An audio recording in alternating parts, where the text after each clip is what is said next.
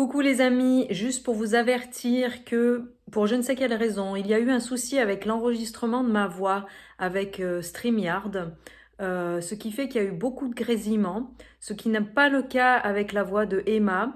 Donc je voulais m'excuser pour ça. J'avais plusieurs possibilités. J'ai choisi d'éliminer le maximum possible ma voix. Voilà, ça n'a pas été possible sur tout, mais en tout cas c'est Emma qui parle le plus et donc de mettre les questions en texte, tout simplement les questions que j'ai posées. Ça paraîtra peut-être un peu moins spontané que la conversation, mais je ne me voyais pas recommencer la discussion avec Emma parce que ça a été quand même somme toute assez spontané et je le crois dirigé par le Saint-Esprit. Donc excusez-moi pour cette fois-ci et j'espère que ça ne recommencera pas. Je ne maîtrise pas ce qui s'est passé et voilà. En tout cas, bon visionnage à vous. Bonjour Ariane. Oui, ça va, merci. Et toi? Oui, alors je m'appelle Emma. Je suis conseillère en naturopathie chrétienne et j'habite pas si loin de chez toi finalement, parce qu'on est au pied des Cévennes, à Saint-Bauzile-le-Putois. Alors la naturopathie, si on définit déjà nature et passe en anglais, c'est le chemin de la nature, si on définit mot à mot.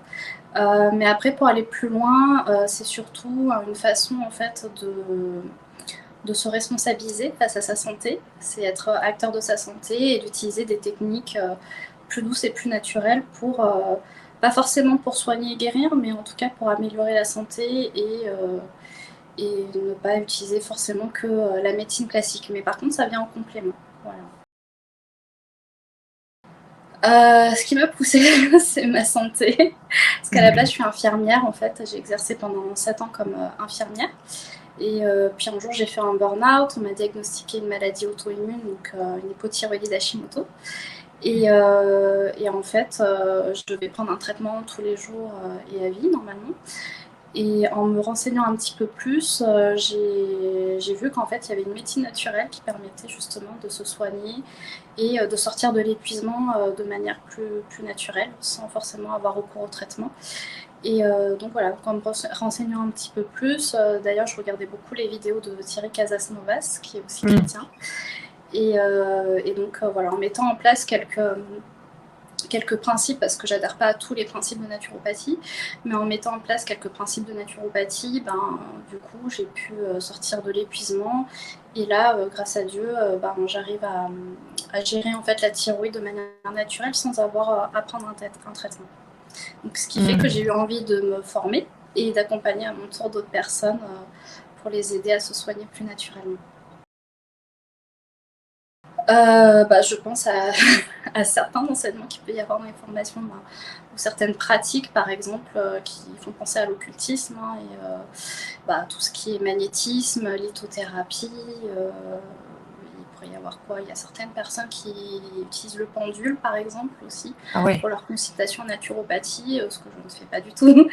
Et voilà, des pratiques comme ça qui sont contraires à notre foi chrétienne, finalement, qui ne sont pas bibliques. Ça, forcément, je n'adhère pas. J'imagine il y en a qui font du yoga aussi, des choses comme ça, du Ouais, reiki. Ouais, voilà, c'est ça, ouais. ouais, ouais. Ouais, c'est vrai, c'est intéressant hein, parce que c'est vrai que souvent quand on pense à la naturopathie, on pense forcément à tout ce qui est New Age. Mm. Donc c'est vrai que moi c'est pour ça aussi que je voulais t'inviter parce que je sais pas si tu l'as vu, mais sur la chaîne on a fait une vidéo sur tout ce qui est New Age. Euh, et finalement, ce qu'on se rend compte aussi avec le New Age, c'est qu'il y a une certaine imitation finalement de principes qui viennent du Seigneur, mais qui ont été déviés quelque part, déformés, et puis qui produisent malheureusement pas forcément du bon fruit. Tu en penses quoi, toi? C'est tout à fait ça, en fait. Les gens sont tellement... C'est ce qui m'a fait hésiter, d'ailleurs, à rentrer vraiment à travailler dans ce milieu au départ, c'est qu'il y a vraiment tout un monde spirituel en lien avec la naturopathie, qui n'est pas du tout le monde spirituel voilà, auquel on croit. Mais en même temps, je me disais, voilà, c'est intéressant de pouvoir rentrer dans ce milieu-là aussi pour témoigner. Donc pour moi, c'était important. Et effectivement, toute cette part spirituelle-là, ben, forcément, c'est les personnes, en fait, cherchent, il y a la maladie qui est là, les personnes cherchent une espérance, ils cherchent un moyen de guérir, et du coup, ben, forcément, si on leur présente que ça, elles vont se tourner vers ça, et elles ont l'impression que ça leur fait du bien, et puis finalement, c'est pas... Enfin, ça résout pas tout, en fait, hein, forcément. Et donc l'intérêt aussi de pouvoir travailler dans ce milieu, ça me permettait de témoigner et d'apporter vraiment autre chose à ces personnes qui ont besoin en fait d'entendre des paroles de vie. Non, pas toutes. Ça dépend. Bah, après, moi, j'ai une partie de mes clientes qui sont chrétiennes et puis une partie qui ne sont pas chrétiennes. Celles qui ne sont pas chrétiennes croient généralement à tout ce qui est soins énergétiques et voilà, je respecte leurs croyances. Je ne vais pas du tout imposer ma foi. Après, par contre, ça m'est arrivé de prier avec elles et de pouvoir partager finalement le message de l'évangile. Et elles sont très réceptives et par rapport au fait qu'elles soient chargées spirituellement, ça se voit pas forcément d'un premier abord, mais quand on creuse un peu plus, on voit quand même qu'il y a certaines angoisses qui sont encore là, certaines inquiétudes, des peurs. Et du coup, c'est comme ça qu'on arrive à en discuter. Souvent, elle me parle de lumière. Et on sait que la lumière de vie, c'est Jésus. Hein, donc, et elle recherche cette lumière-là, cet amour-là. Elle parle d'amour et on voit qu'elle recherche, c'est surtout ça qu'elle recherche avant la guérison physique, comme tu dis. C'est vraiment la liberté de l'âme, en fait. Alors, Siloé Nature, c'est surtout parce que ça fait référence, en fait, à un passage de la Bible, dans Jean chapitre 9, où Jésus, en fait, va guérir un aveugle en lui appliquant de la boue en fait sur les yeux et en lui demandant d'aller se laver au bassin de Siloé. Donc voilà, pour moi ça avait une connotation du coup à la fois guérison physique mais aussi guérison spirituelle parce que la personne a été guérie mais guérie aussi dans son âme en donnant sa vie à Jésus. C'est chouette, ça me met les frissons un petit peu. Moi aussi j'avoue en parlant.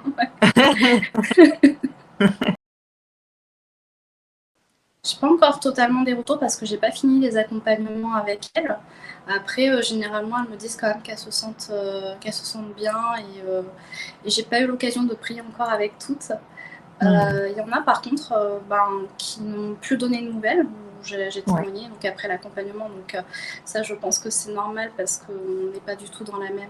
pourtant, ça s'est très bien fini. Hein. On n'est pas du tout dans la même optique et c'est pas très grave si voilà, l'essentiel c'est qu'elle aille bien et qu'elle ait pu avoir les soins qu'elle attendait. Et puis il y en a d'autres avec qui je prie et qui justement voient quand même qu'il y a quelque chose qui se passe quand on prie ensemble et du coup ouais, ça leur fait du bien généralement. Ouais, là j'en fais moins des massages, au début j'en faisais, c'est pas quelque chose dans laquelle j'étais à l'aise au tout début parce que j'avais jamais fait ça. En tant qu'infirmière on fait des petits soins mais on n'a vraiment pas le temps de faire ce genre de soins. Et en fait, ce qui m'a surtout surprise au début, c'est vraiment, sans avoir eu à faire des massages avant, les premières clientes étaient là à dire c'était le meilleur massage que j'avais reçu. Wow. Et pour moi, clairement, c'était pas moi. C'était vraiment le Saint-Esprit qui œuvrait. Et du coup, donc je pense vraiment que Dieu peut utiliser n'importe quel métier en fait pour toucher les gens et que ce métier en fait partie en fait. Ouais, c'est un bon prétexte, c'est vrai. Hein. Moi, c'est un peu comme ça aussi que je vois ma profession. Je la vois plus comme un prétexte que comme vraiment la chose que je mets en avant. Tu vois, c'est juste pour moi, c'est un peu un prétexte pour toucher des gens qui seraient pas touchés autrement finalement. Et c'est ça que j'aime bien dans ton témoignage, c'est que bien sûr, il y a des chrétiens et des chrétiennes dans tes clients, mais justement, pour toutes ces personnes qui viennent de ce milieu avec une spiritualité complètement confuse, pour moi, c'est hyper pertinent que tu sois présente dans ce milieu-là. Et ça, je trouve ça, c'est chouette. Et puis, ça doit les dérouter aussi quelque part parce que on a tous une image un peu...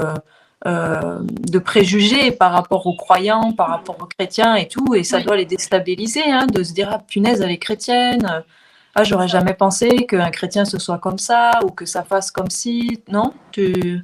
Alors, j'ai pas eu de retour de ce Ouais, type-là, mais je ouais, suppose que oui, en fait, ouais. Ouais. ouais, ouais, ouais. Ouais, je pense, ouais, que On tu a dois. toujours cette image en tant que chrétien, un peu carré, où voilà, on ne veut pas s'ouvrir aux autres. Moi, j'avais déjà entendu par contre ce type de retour-là. On est chrétien et du coup, on va pas s'ouvrir aux autres, on va critiquer tout ça. Et là, le fait en fait de justement s'ouvrir sans freindre les principes bibliques, hein, nos croyances, c'est comme Paul disait, l'apôtre Paul, il s'est fait à tout un chacun pour gagner les âmes. Et même Jésus l'a fait, donc du coup c'est l'idée en fait. Et je sais pas si, en tout cas j'ai pas eu de retour là-dessus, mais je pense que oui, ça doit les perturber parce qu'ils ont cette image vraiment de chrétiens religieux fermés, donc c'est différent. Oui, puis qui prie comme ça, avec Ouais. tel chapelet, dans Oui, une c'est ça. position particulière. C'est ça. La dernière fois que j'ai prié avec une cliente, elle me disait, moi quand je prie, je dis pas des mots religieux, je prie de manière libre. Je lui dis, mais moi aussi, en fait, on est libre, en fait. Et ça, je pense que ça l'a un peu surprise. Ouais, alors en fait, moi, ma pratique, je la base surtout sur l'alimentation. Ouais. Donc, mieux gérer son alimentation, la gestion du stress et des émotions, et l'activité physique. Donc, ça va être vraiment ces trois principales axes.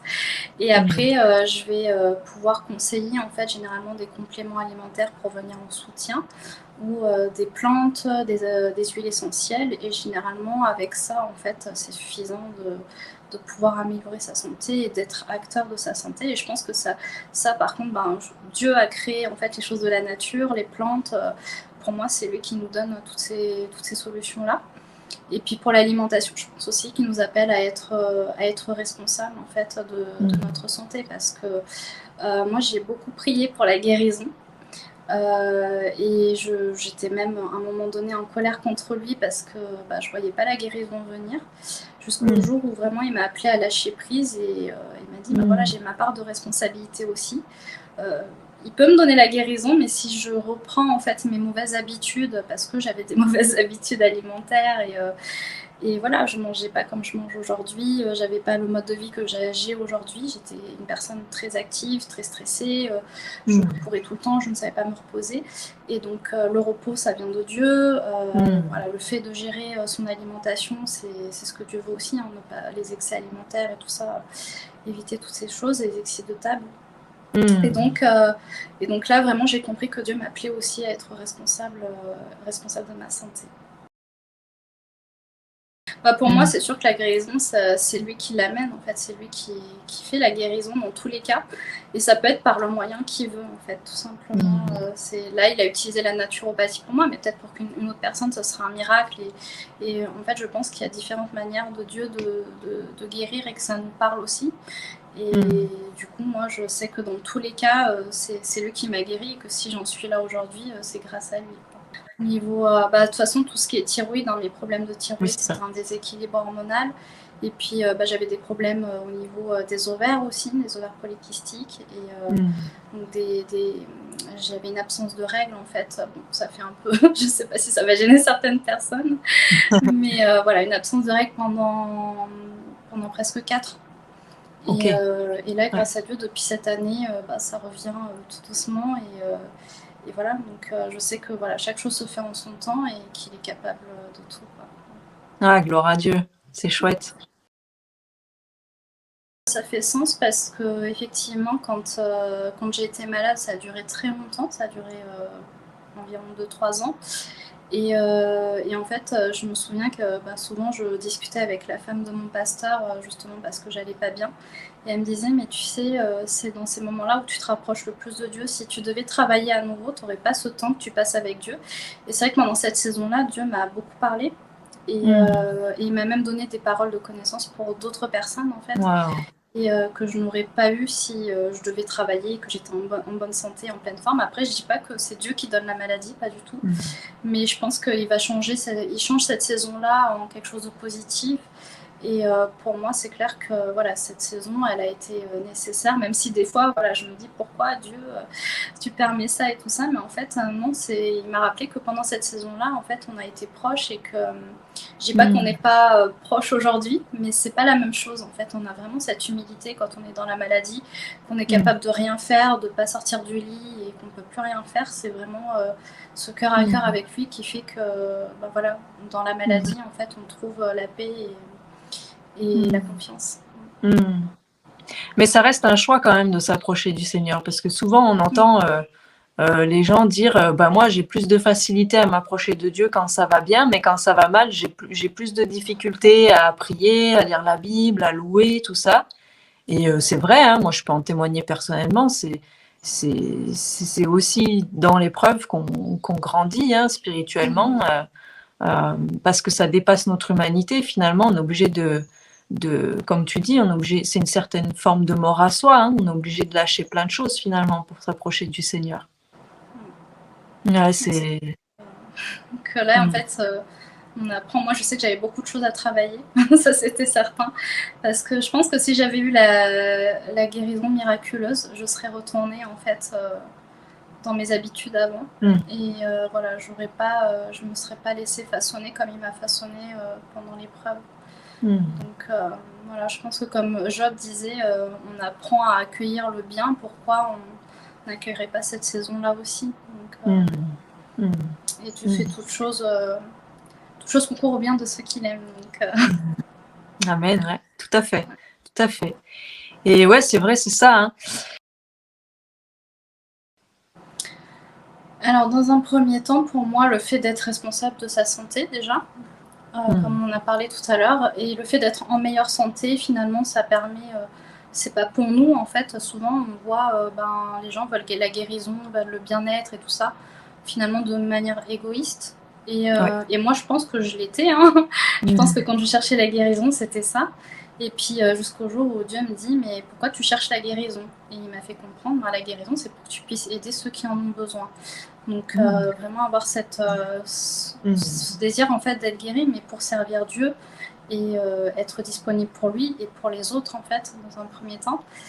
Et après, quand je fais le lien entre la naturopathie et la spiritualité, la naturopathie en fait m'a aidé à me détacher beaucoup d'un mode de vie finalement qui n'était peut-être pas favorable à une vie spirituelle en fait, on va dire. Me détacher de l'alimentation, de certaines addictions que j'avais, par exemple au sucre. Le fait d'être tout le temps stressée, de ne pas savoir le gérer. Et du coup, même si j'avais mes temps de prière, très vite je reprenais mon stress et voilà, je repartais dans la vie quotidienne.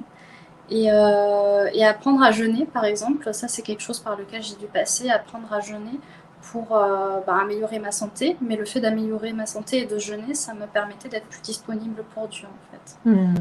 C'est comme ça que je fais le lien. Alors oui, c'est vrai qu'il y a quand même une préparation à faire, surtout ça dépend combien de temps on va jeûner, mais comme on n'est plus habitué vraiment aujourd'hui à jeûner, et puis le fait en fait qu'on ait une alimentation souvent industrielle, enfin parfois peut-être pour certains industrielle, qui fait que voilà, on est dans des habitudes où ça devient difficile même pour le corps en fait de supporter un jeûne.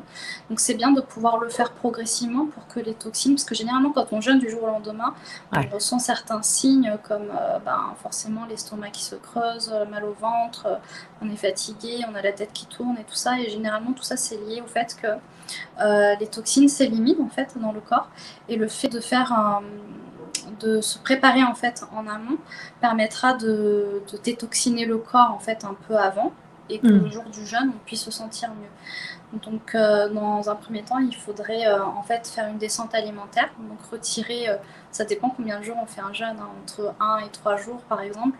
Il faudrait que pendant 3 jours on fasse une descente alimentaire en retirant progressivement des aliments. Donc déjà dans un premier temps tout ce qui va être sucre, excitant comme l'alcool, le café, le thé, etc. Et puis après le deuxième jour ça va être enlever les protéines. Et les protéines, et puis après ensuite on retire les céréales, les féculents, jusqu'à garder vraiment que les fruits et légumes, et puis le jour du jeûne de pouvoir en fait se passer de nourriture, ou éventuellement avoir des jus de légumes par exemple, parce que moi j'aime bien faire aussi des jeûnes au jus de légumes pour pouvoir, ça dépend dans quel état on est parce que tout le monde ne peut pas jeûner aussi. Et après, une fois qu'on a jeûné, faire une remontée alimentaire pour pas que ce soit trop violent aussi pour le corps en fait. Et donc le fait de mieux se préparer, ça permet de mieux vivre le jeûne. Le fait de mieux vivre le jeûne, on est plus disposé en fait à écouter Dieu et à passer du temps avec lui. C'est vrai, tu as raison. Conseil de sagesse. En tout cas, j'ai vu la différence. Le fait en fait de passer déjà de manière physique, je vais parler dans un premier temps, de passer en fait en mode jeûne, ça permet au corps finalement de se régénérer. De permettre au corps déjà de faire une pause, parce qu'on est souvent en train de manger, donc le système digestif a besoin d'une pause. Le fait de faire une pause, au lieu de se concentrer sur ses fonctions de digestion, par exemple, il va se concentrer sur sa fonction d'élimination. Donc du coup, le fait d'éliminer les toxines, déjà, forcément, ça induit une meilleure santé. Et au niveau psychologique, on a un meilleur mental quand même, on a les idées un peu plus claires, on a moins ce brouillard mental qu'on peut avoir en mangeant souvent régulièrement, notamment avec le sucre. Et du coup, au niveau physique aussi, je ne l'ai pas dit, mais ça permet de régénérer aussi la flore intestinale. La flore intestinale est souvent en lien avec beaucoup de symptômes et de maladies. Donc ça, à ce niveau-là, c'est vrai que c'est très intéressant. Et puis au niveau spirituel, en fait, oui, forcément, au niveau spirituel, comme on ne mange plus et on passe pas notre journée à manger, donc on passe plus de temps avec le Seigneur, on est plus à l'écoute aussi. Et du coup, forcément, voilà, il nous amène, il nous donne des directions, des confirmations, il nous parle, et ça, forcément, ça nous rapproche encore plus de lui. Ouais, c'est sûr. Tu l'as remarqué, toi, déjà? C'est sûr, ouais. Non, c'est vrai c'est une nouvelle puissance en fait. Et puis même au-delà de prier pour d'autres personnes, même nous dans notre vie, faire face à certains défis, je pense que voilà, ça change complètement la donne. Et puis dans la Bible, c'est recommandé quand même de jeûner. Hier encore, je lisais le livre des Actes, où avant que Paul et Barnabas partent en mission, ils ont quand même pris le temps de jeûner, de prier, et ensuite ils sont partis en mission. Et pareil, Jésus, quand il a jeûné, et après il a commencé son ministère. Donc c'est clair que ça nous permet justement d'être remplis du Saint-Esprit pour faire ce que Dieu nous demande de faire. Ouais, c'est ça, c'est la clé. En fait, ça revient à cette phrase qui dit qu'on est vraiment le temple de l'Esprit Saint. Et du coup, si on saisit vraiment ce que ça veut dire, effectivement, ça amène à une responsabilisation aussi assez nette et assez radicale, finalement, dans la manière de gérer notre corps, d'en prendre soin quelque part, sans rentrer dans quelque chose d'hyper religieux non plus. C'est ça, ouais. C'est ça, il faut que ce soit conduit par lui. Après, Ok. En fait, je voulais conclure simplement avec le passage assez connu dans Ésaïe 58 à partir du verset 6. J'allais t'en parler, ouais. Okay. Ah parfait. Ouais, super, parfait, le Seigneur conduit. Je précise qu'on n'a rien préparé avant, les amis, donc voilà. Mais du coup, je vais le lire et puis je te laisserai dire ce que tu avais à cœur par rapport à ce passage. Voici le jeûne auquel je prends plaisir. Détache les chaînes de la méchanceté. Dénoue les liens de la servitude, renvoie libres les opprimés, et que l'on rompe toute espèce de joug. Partage ton pain avec celui qui a faim, et fais entrer dans ta maison les malheureux sans asile. Si tu vois un homme nu, couvre-le, et ne te détourne pas de ton semblable. Alors ta lumière poindra comme l'aurore, et ta guérison germera promptement. Ta justice marchera devant toi, et la gloire de l'Éternel t'accompagnera. Alors tu appelleras, et l'Éternel répondra. Tu crieras, et il dira, me voici. Si tu éloignes du milieu de toi le joug, les gestes menaçants et les discours injurieux, si tu donnes ta propre subsistance à celui qui a faim, si tu rassasies l'âme indigente, ta lumière se lèvera sur l'obscurité, et tes ténèbres seront comme le midi. L'Éternel sera toujours ton guide, il rassasiera ton âme dans les lieux arides, et il redonnera de la vigueur à tes membres. Tu seras comme un jardin arrosé, comme une source dont les eaux ne tarissent pas. Les tiens rebâtiront sur d'anciennes ruines, tu relèveras des fondements antiques, on t'appellera réparateur de brèches, celui qui restaure les chemins, qui rend le pays habitable. Si tu retiens ton pied pendant le Shabbat pour ne pas faire ta volonté en mon saint jour, si tu fais du Shabbat tes délices pour sanctifier l'Éternel en le glorifiant, et si tu l'honores en ne suivant point tes voies, en ne te livrant pas à tes penchants et à de vains discours, alors tu mettras ton plaisir en l'Éternel, et je te ferai monter sur les hauteurs du pays, je te ferai jouir de l'héritage de Jacob, ton père, car la bouche de l'Éternel a parlé. Ouais, c'est le passage que j'ai lu justement avant qu'on se connecte en fait. Et je me suis arrêtée sur, je sais pas si tu l'as dit, mais peut-être ça dépend des versions. Il y a marqué à un moment donné, je sais plus c'est quel verset, mais ta guérison en fait germera promptement. Et c'est vrai que souvent on se tourne vers la naturopathie en cherchant la guérison. Et pour moi en fait, c'est pas le jeûne qui guérit, c'est pas toutes ces choses qui guérissent, mais vraiment c'est Dieu qui accorde sa grâce et le fait de se rapprocher de lui, ben, finalement c'est lui qui pose sa main sur nous et qui nous guérit. Voilà. C'est vraiment ce que j'avais à cœur. Ouais, amen. C'est un passage qui est très fort. Hein. C'est un passage qui est très très fort. Hier, avec des abonnés, on lisait Romains 2, et puis tu vois, il était question de la circoncision du cœur. Et finalement, c'est un petit peu le même sujet, c'est-à-dire que, et c'est ce que tu as évoqué, c'est-à-dire que quand tu t'approches du Seigneur, bien sûr, il va s'occuper de ton physique, mais il va s'occuper de toi de manière globale. Il va te travailler d'une manière tellement profonde, c'est un petit peu comme s'il allait jusqu'aux racines, et parce qu'il va s'occuper des racines, ça va produire de la guérison ou plein d'autres choses finalement. Et c'est ça, et c'est ce que tu évoquais, ce que le Seigneur a travaillé, c'est ton caractère. C'est ça.